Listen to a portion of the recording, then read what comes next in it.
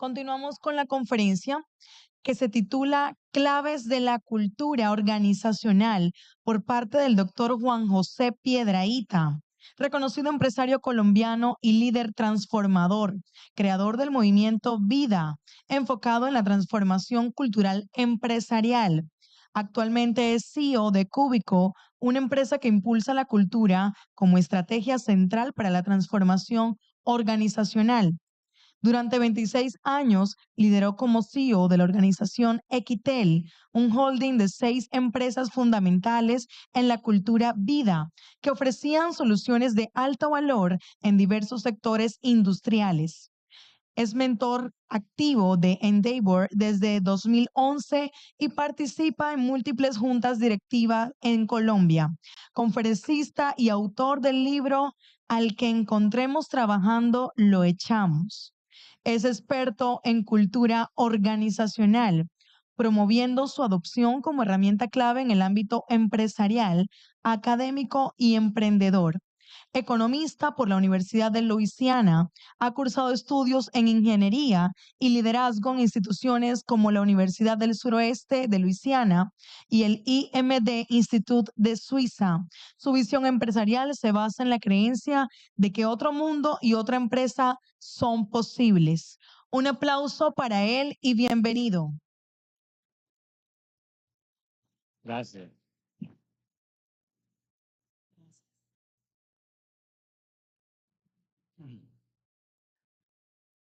Bueno, buenas tardes. ¿Cómo están? Mi nombre es Juan José Piedrahita y yo no soy un experto. Yo soy un experimentado, que es muy diferente. Y soy un experimentado porque lo que van a oír ahora es una historia. Y es una historia que estoy seguro que le va a competir a todos ustedes. Porque es una historia empresarial. Es una historia acerca de cómo transformar una empresa y cómo ver la empresa desde una óptica diferente.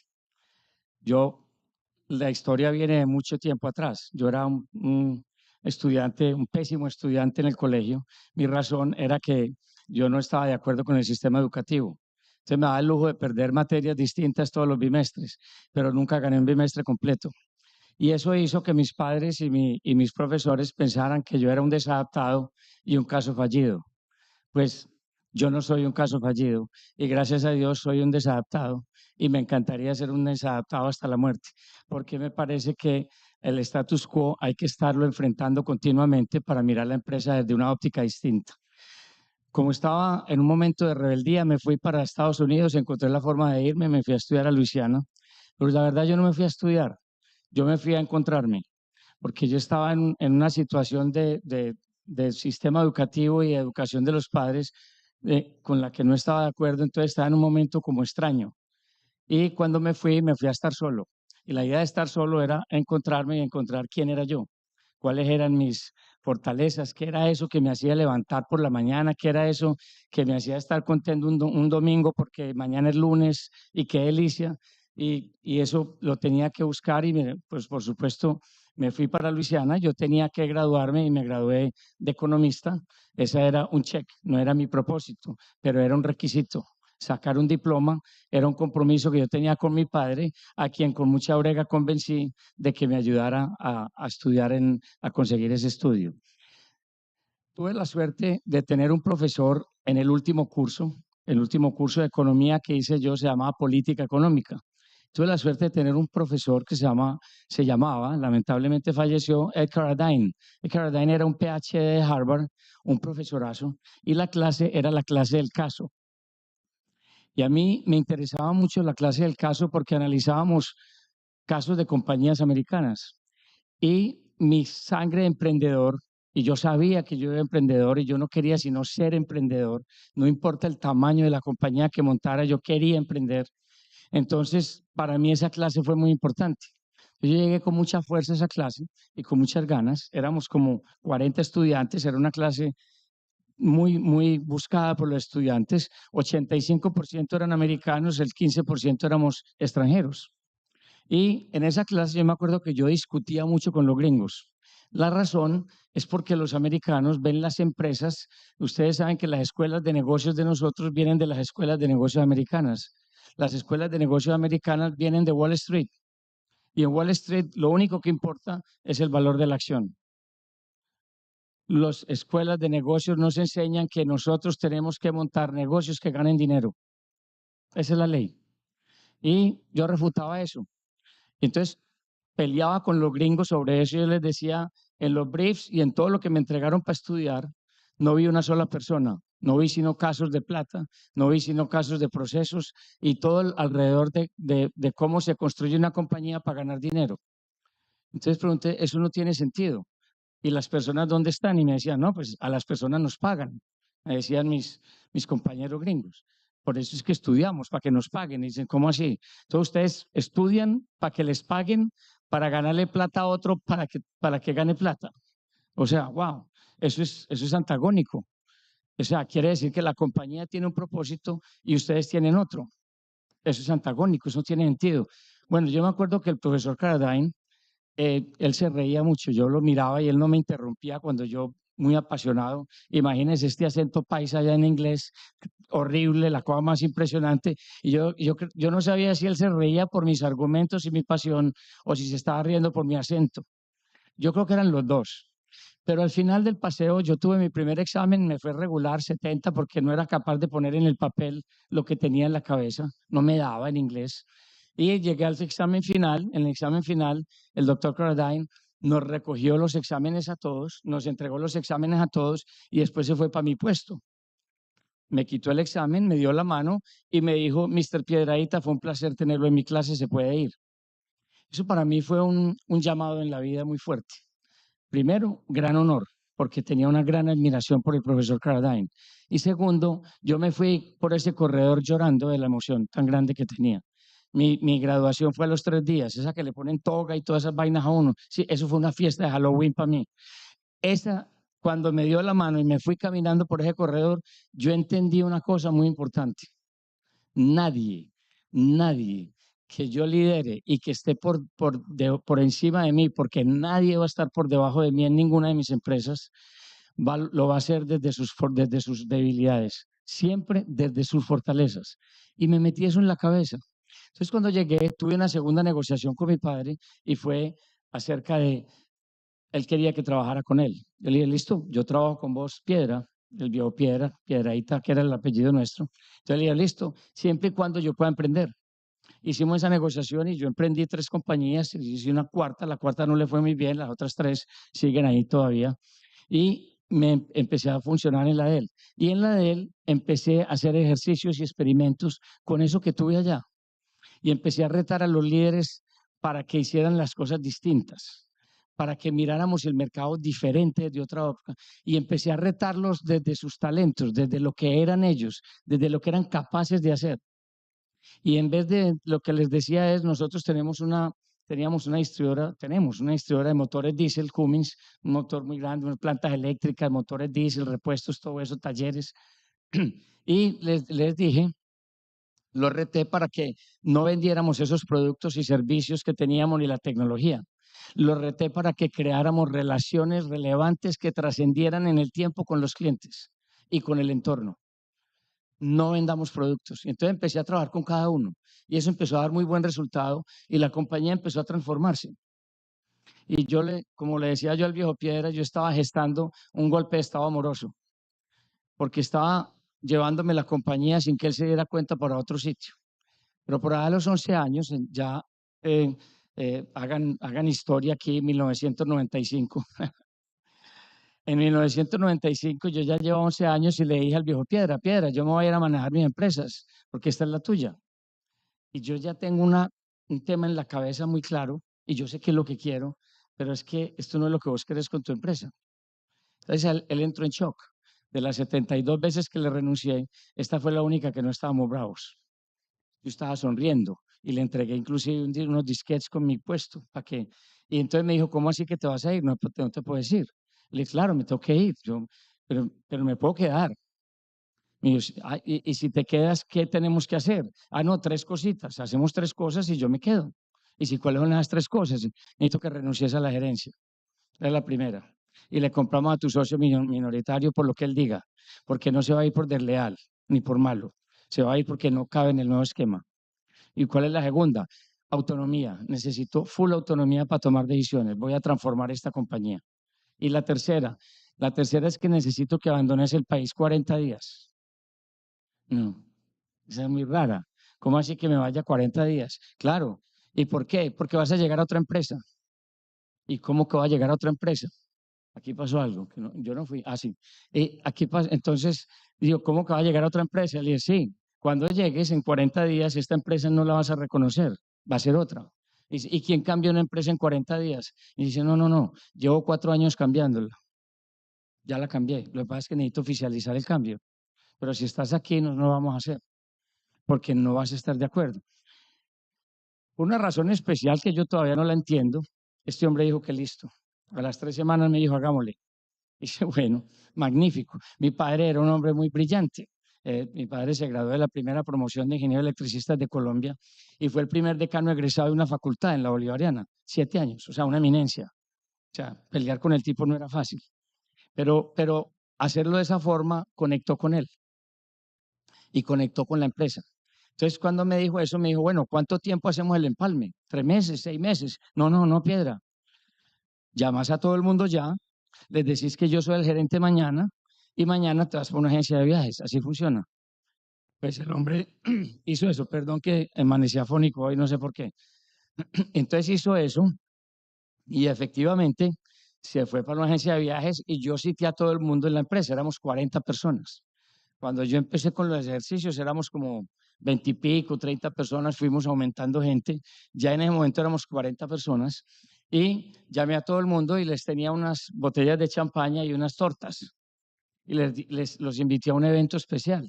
Les dije, los invito al evento de la despedida y el evento de gratitud al empresario y a la empresa que nos trajo hasta aquí, 36 años. Pero también los invito al evento donde vamos a darle la bienvenida a la cultura. Ya no vamos a tener empresa, vamos a tener una cultura y vamos a cambiar la forma de ver las empresas, de ver el negocio y de vernos nosotros mismos.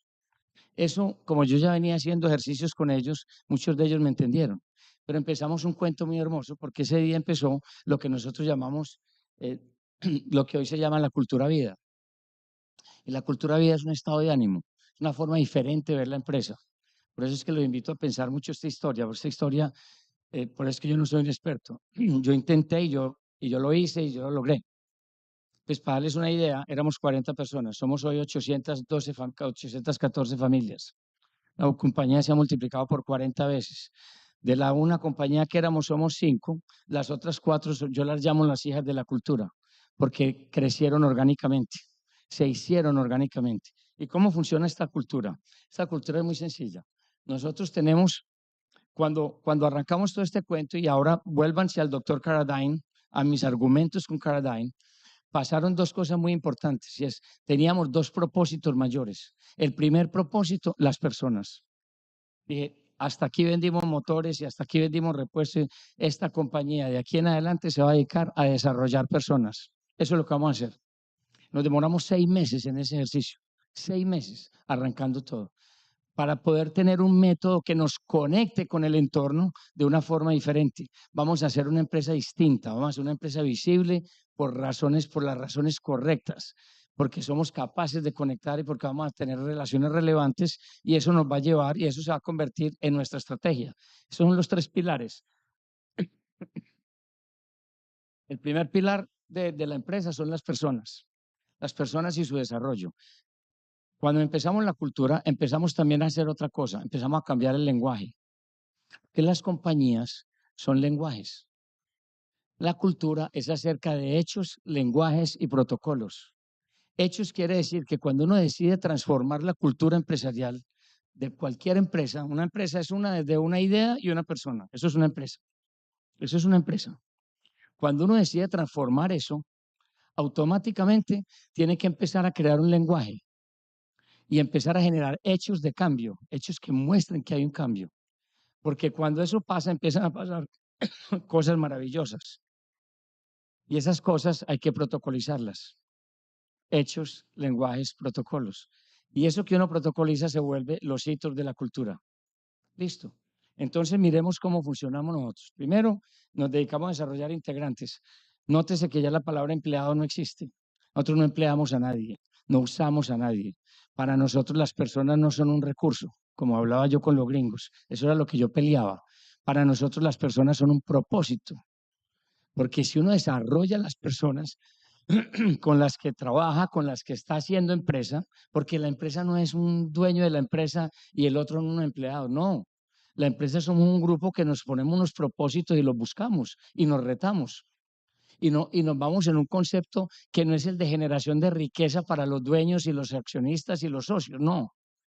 Es un concepto de abundancia para todos, donde crece la empresa, donde crecen los integrantes, donde crecen los clientes, donde crecen los proveedores y hasta los competidores. Porque uno cuando tiene una cultura de abundancia, crece el entorno donde uno está jugando. Y eso es maravilloso porque eso se siente. Y cuando empezamos eso, empezamos a recibir personas con la actitud correcta. Ya llegaban a la empresa gente con ganas, actitudes ganas, gente que quiere estar ahí y que conecta con la cultura. Y en lo operacional, pues no, ya no mirábamos el ejemplo de empresa-cliente. La mayoría de cuando las empresas piensan en dinero, siempre estamos vendiendo, siempre estamos pensando cuánto le vamos a vender a un cliente, ¿sí o no? Y cuánto nos vamos a ganar en esa venta. Es una relación, equivocada, porque también es antagónica. Porque cuando uno le quiere vender a un cliente, ¿qué es lo que va y le dice? Pues le vende la empresa de uno demasiado bien. Es que somos lo máximo. Es que mire, tenemos laboratorios, tenemos ingenieros, tenemos de eso. Y un buen comprador lo vuelve a uno nada. Y le dice, sí, muy bacano, increíble. Bueno, los 4 competidores que vinieron por aquí también como que tienen una empresa muy chévere. Y como que tienen ingenieros también. Y laboratorios. ¿Qué vamos a hacer con el precio? Y yo digo que cuando las compañías aceptan una relación empresa-cliente, inevitablemente se van para el tobogán del infierno que le llamo yo, que aterriza en la hoja de Excel. Y en esa hoja de Excel lo único que cuenta es el precio. Es una relación transaccional, lo más aburridor que le puede pasar a uno en la vida. Sin embargo, cuando hablamos de entorno, somos capaces de ver la película completa. Entonces, cuando hablamos de entorno, hay 2 elementos. El desarrollo de los integrantes, que es la parte interna de la cultura, y la forma como nos relacionamos con el entorno. Entonces, la primera parte es la del desarrollo de los integrantes. En el desarrollo de los integrantes, nosotros hablamos de, primero, las creencias, en lo que creemos. ¿Y en qué creemos? Pues cuando hablamos de creencias, hablamos de personas, de gente, que es lo importante de las empresas. Las empresas, la idea puede ser muy buena, pero con la gente equivocada no tiene nada de bueno. Puede ser normalita, compite con una hoja de Excel. Pero cuando tenemos una creencia, lo primero que funciona son los valores. Es lo que nos une, es lo que nos hace traer la gente que tiene valores y principios similares a los que uno tiene y nos vamos juntando y vamos creciendo alrededor de eso. Y lo otro son los talentos. ¿Se acuerdan que yo me fui a buscar mis talentos y mi fortaleza? Bueno, eso es crítico, porque hay que entender con quién está uno, cuál es el equipo con el que está jugando, cuáles son las fortalezas. Yo siempre digo que las personas no es que sean buenas o malas, es que se metieron en el entorno equivocado. Están jugando con los talentos que no son, están jugando desde las debilidades. Entonces, cuando tenemos a las personas desde lo que la persona es, que yo le llamo el doble clic al ser, entonces automáticamente ya empezamos a trabajar con esa persona para que se desarrolle, para que sea mejor persona, para que trabaje de sus fortalezas y sea su mejor versión. Nosotros utilizamos la prueba de Gallup, una prueba que utilizamos, que nos trae buenísima. Esa Gallup dice que hay 34 posibles talentos, pero solamente 5 nos identifican. ¿Eso qué quiere decir? Que inevitablemente todas las personas de la organización son diferentes. Son diferentes. Hay una en 33 millones de posibilidades de que 2 personas se parezcan. O sea, no hay forma. Entonces hay 3 elementos. Primero, conocer los talentos de uno y desarrollarlos para encontrar las fortalezas. Los talentos son una caja de herramientas y si uno no la ignora, no encuentra las fortalezas. La segunda es honrar, y esta es muy importante, honrar los talentos de los otros. Honrar a las personas con las que elaboramos desde las diferencias, porque esa diferencia no es mala, es buena, es muy positiva. Quiere decir que la gente ve el mundo distinto a uno. Y entonces esa es la tercera parte. Y uno se da cuenta que esas personas ven el mundo y sus fortalezas cubren mis debilidades. O sea que armamos equipos de alto rendimiento. Lo otro son las acciones, que es la capacitación. Si nosotros tenemos al ser desde sus fortalezas bien equipado de información, bien preparado, bien formado y le damos las herramientas correctas, el hacer, ejecuta con éxito y logra crecer personal y profesionalmente y emocionalmente. Empezó la abundancia. Porque cuando una persona en la organización crece, creció la organización. Eso es automático. Y cuando eso pasa, uno también genera bienestar en la empresa. Uno ambienta la empresa para estas cosas, ¿no? Yo le llamo a esto la ecuación de la cultura. El ser, el saber, el hacer y el estar. Ninguna sobra, ninguna sobra. Y a las empresas hay que verlas desde esta óptica. Es una óptica diferente. Porque una cosa es cuánto vale un producto y en cuánto lo puedo vender y si es vendible. Pero en eso están todos. Pero cuando uno se monta en este concepto, uno está solo. Uno cambia las reglas del juego y se da el lujo de cambiar las reglas del juego. Esto también tiene unas consecuencias importantes. La primera, la familia. Y la segunda consecuencia, pues por supuesto, la felicidad. Porque nosotros tenemos un reto con nuestros integrantes. Y el reto con nuestros integrantes es lograr que la conversación en la mesa, en su casa, esté relacionada con sus talentos y con sus fortalezas y con cómo se divierte en la compañía. Ya oyeron cómo se llama mi libro, ¿cierto? Al que encontremos trabajando lo echamos. Ese aviso está tenemos 9 edificios. En los 9 edificios, cuando usted entra a cualquiera de los edificios, es lo primero que va a ver. Es una promesa, es un compromiso. Nosotros peleamos muy duro para que la gente vaya a divertirse. Y si no se está divirtiendo, venga, sentémonos a mirar. Aquí hay una fortaleza que no está funcionando, aquí hay una habilidad que se está presentando, conversemos y lo hacemos. Y eso nos hace que la gente le guste mucho desarrollarse en la empresa. Y eso nos lleva a la parte final, que es al método. Creamos un método para poder lograr conectar con el entorno en una forma diferente. Y si ustedes se ponen a mirar, lo que es el método primero, pues se acuerda que les dije ahorita, no vendamos productos ni servicios solamente, propongámonos generar relaciones relevantes con el entorno, porque a los clientes no les interesa lo que uno vende. ¿Sabe cuándo al cliente le interesa lo que uno vende y a cómo lo vende? Cuando todos los competidores están haciendo lo mismo. Pero cuando llega una empresa y cambia las reglas del juego, y dice, a mí no me interesa qué le voy a vender ni a cuánto, me interesa cómo hacerlo exitoso.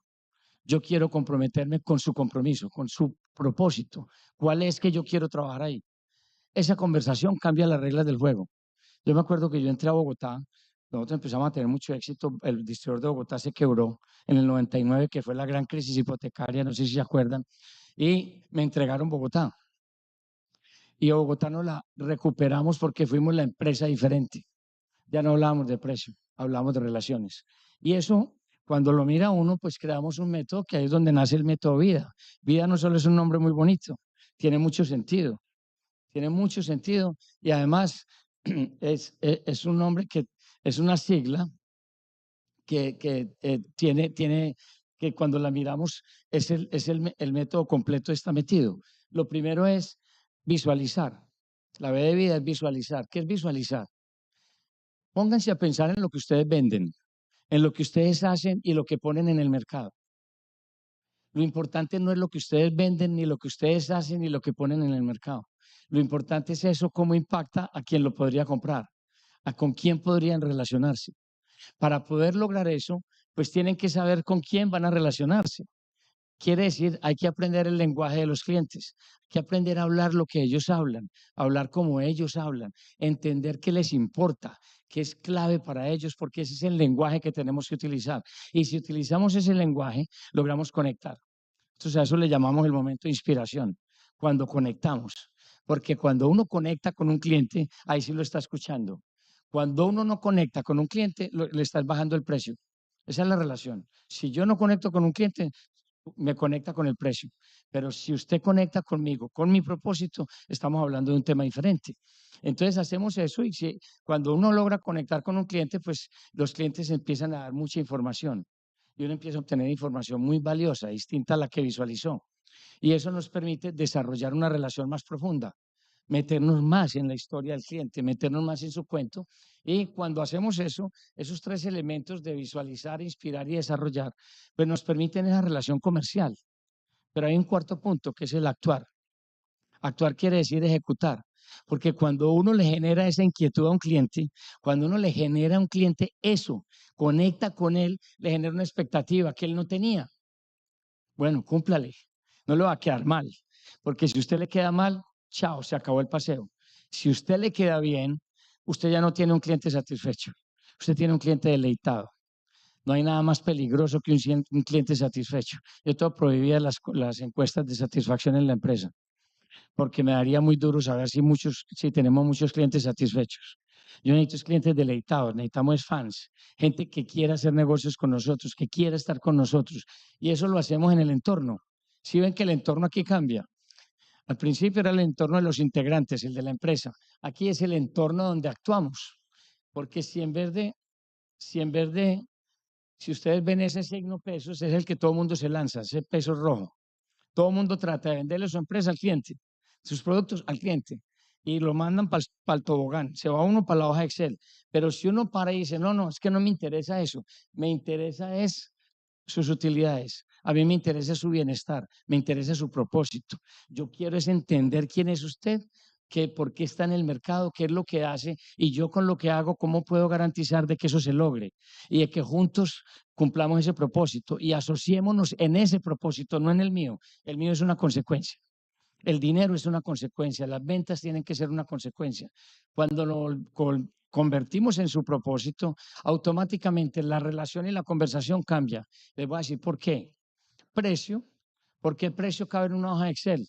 Porque precio es una cifra exacta y la hoja Excel calcula cosas exactas. Entonces te llevan allá y se vuelve transaccional. Sin embargo, cuando uno habla acerca de cómo lo que yo hago conecta con el propósito del cliente, ya estamos hablando de valor. Bueno, valor es percepción. La percepción no cabe en una hoja Excel. Nadie la ha podido meter. No cabe. ¿Qué pasa? Ya no hay tobogán, ya no hay hoja Excel. Hay una relación de valor, porque creamos una expectativa y estamos teniendo una conversación distinta. Y si le cumplimos a un cliente y nos conectamos con él y nos conectamos con su propósito, esa relación crece. Se vuelve una relación de largo plazo. Se vuelve de largo plazo. Nosotros hicimos el ejercicio, esto lo arrancamos en el 95. Hablar en el 95 de felicidad y de las personas bien y felices y todo eso era romper el status quo, eso era de locos. A mí me dijeron que yo me iba a quebrar. Yo era presidente de la Junta de Camacol en Antioquia y mis colegas, que eran 16, los presidentes de las empresas de construcción y de las empresas de fabricación de productos, me dijeron, te vas a quebrar. Es que las empresas son para ganar dinero. Y dice, no, el dinero es una consecuencia, es un error. Las empresas es el ente más social que existe, pero también puede ser el ente más explotador que existe, si queremos. Por eso es que tenemos, ese concepto yo lo llamo, no es la empresa, sino la empresa social. Tenemos que entender la fuerza de una empresa, porque la empresa es donde llega la gente. Y si uno le apunta a las personas, a su desarrollo, a su crecimiento y a la abundancia, pues ya no tienen que estar viendo otras vainas. Están en su jugada. Son gente bien, son gente conectada, son gente que vuelven a la sociedad con una visión de a mí no me explotan, yo vivo bien, es increíble. A nosotros, las anécdotas de nosotros son absolutamente extraordinarias, extraordinarias, de lo que la gente comenta acerca de la cultura y de cómo se comportan y de cómo la viven. Y es donde está el premio. Entonces la gente me dice, pero eso es como muy romántico. Pues mi empresa se ha multiplicado 40 veces, dígame si eso es romántico. Porque la cultura no es paternalista ni es maternalista. La cultura es comprometedora, es comprometedora. Entonces, si uno la mira a este tema, uno logra meterse verdaderamente en los propósitos de los clientes y recibe retornos muy potentes. Y cuando eso pasa, pues empieza a generarse la estrategia. Y la estrategia dice, yo quiero estar ahí, venga para acá. Nosotros, ¿sabe qué conversaciones tenemos con los proveedores? Es no qué precio nos van a dar a nosotros. Es cómo me va a ayudar a darle valor a un cliente. Venga, sentémonos juntos y pensemos en mi cliente. ¿Cómo le vamos a dar valor juntos? A mí no me diga nada, a mí no me dé precios, a mí venga, asóciese conmigo en esto, porque eso cambia las reglas del juego. ya me meto en el entorno, cambian las reglas del juego totalmente y se las lleva. Y una cultura, grábense esto que es muy importante, no importa el tamaño de la empresa, una cultura es un estado de ánimo. Eso es una cultura, es una forma de ser, es el ADN, es la forma de comportarnos, es la forma, y eso hace que uno el domingo a las 6 de la tarde esté feliz y se levanta con un resorte el lunes por la mañana para irse para allá y no ve la hora de estar allá. De eso se trata. Por eso es que la cultura también hay que hacerla simple, sencilla, tiene que ser entendible, tiene que ser muy manejable. Si ustedes miran esta presentación corta que les estoy haciendo aquí, está metida en esa servilleta, completica. No hay nada en la servilleta que yo no les haya dicho, no hay nada que no les haya dicho que no esté en la servilleta. Porque una cultura tiene que ser simple, tiene que ser sencilla, tiene que ser entendible. Y pues escribimos un libro al respecto porque nos parece pues que hay que escribir un libro. Al que encontremos trabajando lo echamos. Perdón, la anterior.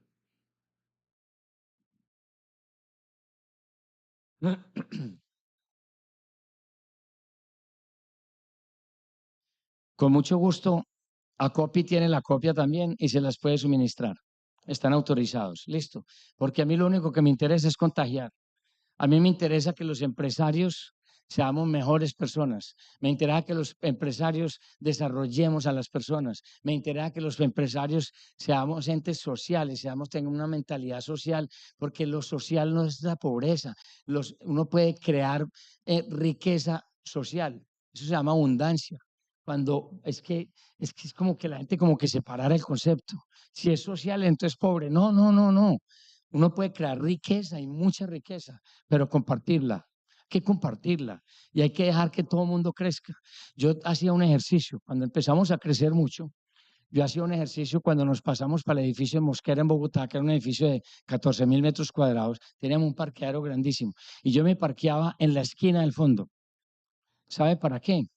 Para recorrer y mirar qué integrantes habían cambiado sus carros por carros mejores, qué carros de alta gama estaban parqueados. Siquiera que ya acabe. Entonces, en todo caso, la razón por la que hago esto, primero, es de gran, gracias, hombre, qué detalle, es que me dio como pena, pues interrumpir para eso, que tengo un cosito diciendo que 0000, está bravísimo. Entonces, ¿por qué hice eso? Por lo que demostré con el doctor Carradine, porque es mi creencia, porque es muy fuerte, porque es muy potente. Y yo digo, y los empresarios tenemos que ser así. Esa es la mejor forma de hacer empresa. Es la mejor. Nosotros montamos una empresa de transformación cultural. Ya hemos pasado más de 110 empresas. Y yo digo que cada que volteamos una empresa hacia esto es un logro importante por el país. Porque yo sí creo que otra empresa es posible. Y yo también creo que otro mundo es posible. Y lo tenemos que hacer nosotros los empresarios. Nadie lo va a hacer por nosotros. Olvídense. Los políticos no lo van a hacer. Olvídense de eso. O lo hacemos los empresarios o no lo hace nadie. Tenemos que hacer algo que a los políticos les dé pena atravesarse. Muchas gracias. Les agradezco mucho.